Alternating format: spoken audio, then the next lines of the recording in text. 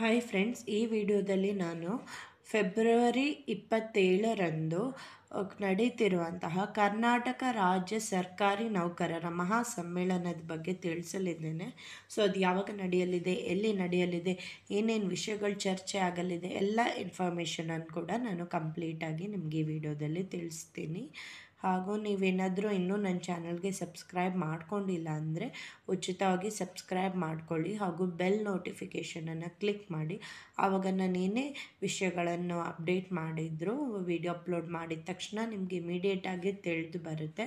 ಹಾಗೂ ನೀವು ನೋಡೋದಲ್ಲದೆ ನಿಮ್ಮ ಕೊಲೀಗ್ಸಿಗೆ ಕೂಡ ಶೇರ್ ಮಾಡಿ, ಆಗ ಅವರಿಗೂ ಕೂಡ ಇನ್ಫಾರ್ಮೇಷನ್ ತಿಳಿದು ಬರುತ್ತೆ.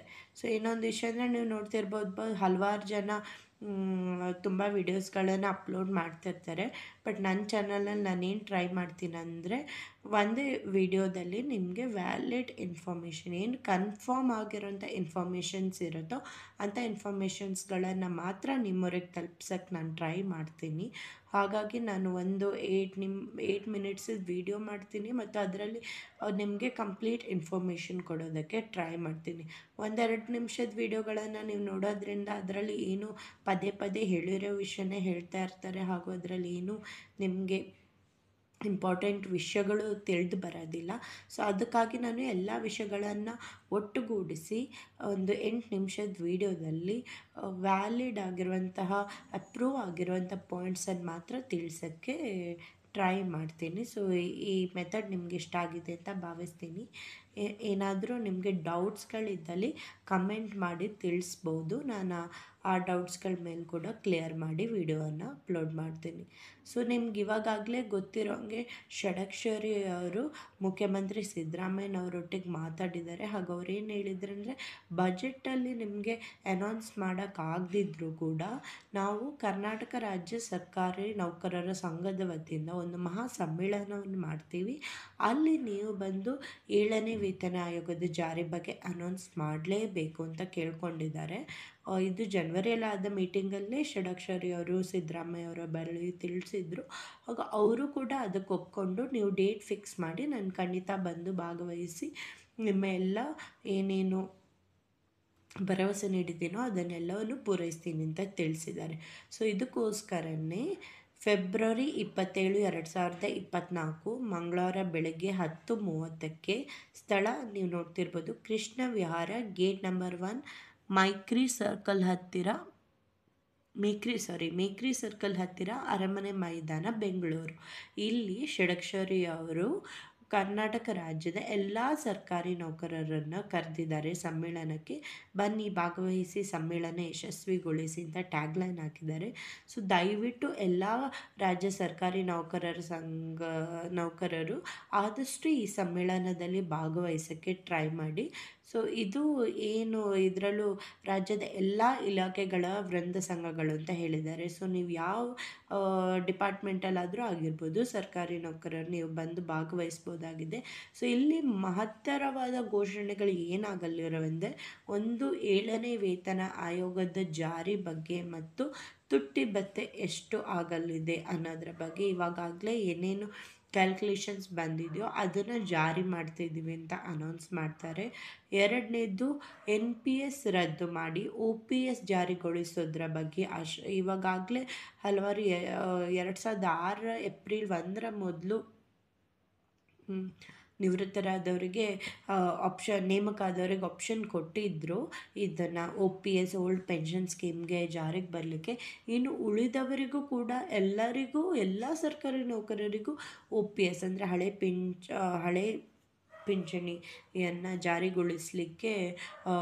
ಜಾರಿಗೊಳಿಸಬೇಕು ಅಂತ ಷಡಕ್ಷರಿ ಅವರು ಸಿದ್ದರಾಮಯ್ಯ ಅವರ ಬಳಿ ಬೇಡಿಕೆ ನೀಡಿದರು. ಅದನ್ನು ಕೂಡ ಜಾರಿಗೆಗೊಳಿಸ್ತೀವಿ ಅಂತ ಆಶ್ವಾಸನೆ ನೀಡಿದ್ದಾರೆ, ಹಾಗೂ ಅದನ್ನು ಕೂಡ ಅನೌನ್ಸ್ ಮಾಡಲಿದ್ದಾರೆ.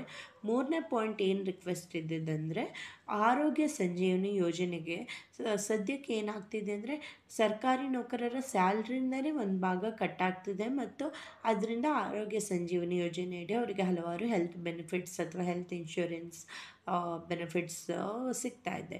ಬಟ್ ಇದು ನಗದು ರಹಿತ ಆಗಬೇಕು, ಅಂದರೆ ಯಾವುದೇ ದುಡ್ಡು ಸ್ಯಾಲ್ರಿಯಿಂದ ಕಟ್ ಆಗದೆ ಆರೋಗ್ಯ ಸಂಜೀವಿನಿಯ ಎಲ್ಲ ಬೆನಿಫಿಟ್ಸ್ ಎಲ್ಲ ಸರ್ಕಾರಿ ನೌಕರರಿಗೆ ಸಿಗಬೇಕು ಅನ್ನೋದು ಮೂರನೇ ಬೇಡಿಕೆ ಆಗಿತ್ತು. ಇದನ್ನು ಕೂಡ ನೆರವೇರಿಸ್ತೀನಿ ಅಂತ ಸಿದ್ದರಾಮಯ್ಯ ಅವರು ಹೇಳಿದ್ದಾರೆ. ಸೊ ಈ 3 ಯೋಜನೆಗಳನ್ನು ಅನೌನ್ಸ್ ಮಾಡೋದಕ್ಕೋಸ್ಕರ ಈ ಮಹಾ ಸಮ್ಮೇಳನವನ್ನು ಕರೆಸಿದ್ದಾರೆ. ಹಾಗೂ ಈ ಮಹಾ ಸಮ್ಮೇಳನದಲ್ಲಿ ಇನ್ನೊಂದು ವಿಷಯ ಏನಾಗಲಿದೆ ಅಂದರೆ, ಒಂದು ಬೂತ್ಗಳನ್ನು ಇಟ್ಟಿರ್ತಾರೆ, ವೇದಿಕೆಗಳನ್ನು. ಅಲ್ಲಿ ಯಾರ ಸರ್ಕಾರಿ ನೌಕರರು ಬಂದವರು ಕೂಡ ಅವರದ್ದು ಏನೇ ರೀತಿಯ ಸಮಸ್ಯೆಗಳಿದ್ರು, ನಿಮ್ಮ ಡಿಪಾರ್ಟ್ಮೆಂಟ್ ವೈಸ್ ಆಗಿರ್ಬೋದು, ಅಥವಾ ನಿಮ್ಮ ಪೆನ್ಷನ್ ರಿಲೇಟೆಡ್ ಆಗಿರ್ಬೋದು, ಅಥವಾ ನಿಮ್ಮ DA ಅಥವಾ DNS ಅಲವೆನ್ಸ್ ತುಟಿ ಭತ್ಯೆ ಹೈಕ್ ಬಗ್ಗೆ ಆಗಿರ್ಬೋದು, ಯಾವುದೇ ರೀತಿಯ ನಿಮ್ಮ ಸಮಸ್ಯೆಗಳಿದ್ರು ಅದನ್ನೆಲ್ಲವನ್ನು ಫೀಡ್ಬ್ಯಾಕ್ ತಗೊಳ್ಳುವಂಥ ಸಿಸ್ಟಮ್ ಮಾಡಿರ್ತಾರೆ. ಸೊ ಹಾಗಾಗಿ ನೀವು ಅಲ್ಲಿ ಬಂದು ನಿಮ್ಮ ಏನೇ ಸಮಸ್ಯೆಗಳಿದ್ರು ಅದನ್ನು ನೋಂದಾಯಿಸ್ಕೊಳ್ಬೋದಾಗಿದೆ.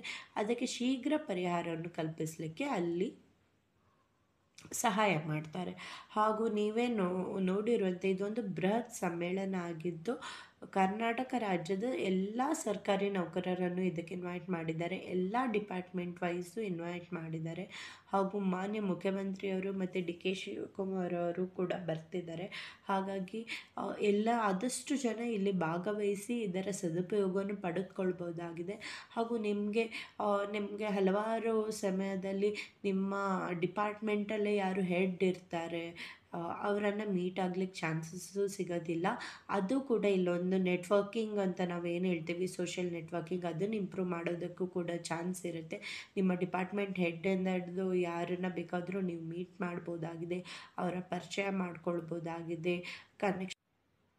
ಇದೊಂದು ಒಳ್ಳೆ ಸದವಕಾಶ ಅಂತಲೇ ಹೇಳ್ಬೋದು ಸರ್ಕಾರಿ ನೌಕರರಿಗೆ. ಯಾಕಂದರೆ ಈ ರೀತಿಯ ರಾಜ್ಯ ಮಟ್ಟದ ಮಹಾ ಸಮ್ಮೇಳನ ಯಾವಾಗಲೂ ಆಗೋದಿಲ್ಲ.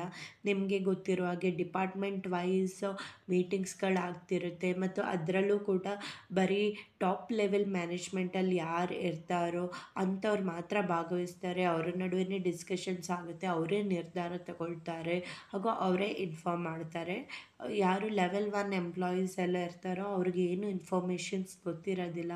ಹೇಗೆ ಕ್ಯಾಲ್ಕುಲೇಟ್ ಆಗುತ್ತೆ, ತುಟಿ ಭತ್ಯೆ ಹೇಗೆ ಕ್ಯಾಲ್ಕುಲೇಟ್ ಆಗುತ್ತೆ, ಪೆನ್ಷನ್ ಹೇಗೆ ಕ್ಯಾಲ್ಕುಲೇಟ್ ಆಗುತ್ತೆ ಅನ್ನೋದು.